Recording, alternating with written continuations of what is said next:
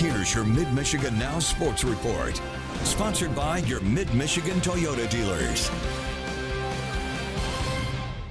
The dust has settled from the Dorp Financial Center, and Flint showed out to support their GWOAT, Claressa Shields, as well as several other boxers from Michigan on the card.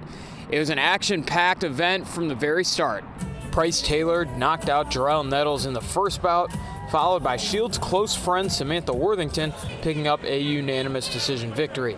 Then it was time for Flint native Leon Lawson III to make the walk, and the homegrown boxer delivered with a masterful performance, knocking out opponent Christopher Thompson in the fourth round.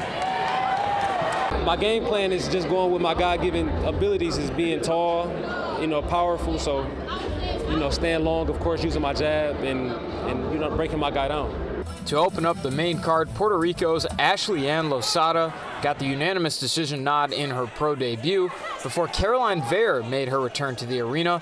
Vare won the WBC women's featherweight title back in December and picked up the WBA belt this time on the cards. Grand Rapids product Joshua James Pagan fought a war against Ronald Ron, but passed the test and got his hand raised. It's only going to get tougher from here, so I just got to adjust and get better, so you're only as good as your next fight, as your last fight, so just back to the drawing board and, like I said again, just working out what I need to work on and get better. Joseph Hicks is also from GR and also came out on top. This was an undefeated versus undefeated matchup, and Hicks delivered a KO to keep the 0 at the end of his record. I felt like he was going to try to get me out of there and throw hard, land something hard, and he couldn't land it hard. So I told my coach he was going to break down, and I was just going to break him down. And I asked him, can I wait to stop him? And he said, yeah. So I decided to stop him in the 7th. The co-main event had a wild finish. Brandon Moore was beating Skylar Lacey handily, and in the 8th, Lacey essentially tackled him out of the ring, leading to a DQ victory for Moore. And then, the moment everyone was waiting for. She is the defending world champion, known as the GWOAT, Claressa Shields.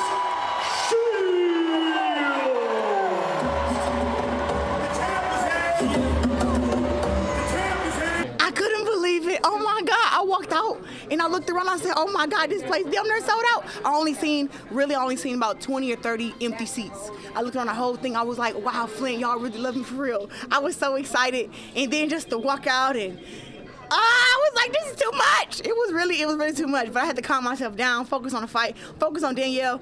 And hey, it was a really great homecoming. I'm happy. The roof nearly blew off of the arena when Shields made her entrance, and her performance gave the hometown fans plenty to cheer about. She won almost every round of the fight and landed 67 of her 185 power punches, with the climax at the end of the 10th round when she knocked down Perkins with the right hook. I felt strong in there, but I know Danielle Perkins felt strong. That girl was strong as hell.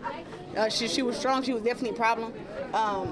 Like I said, my experience and my skills got me over it. And also, listen, I've been in plenty of street fights with bigger people, and I had to use some of my skills in that today too. So when I dropped the last round, that's because she got greedy. I was like, pow!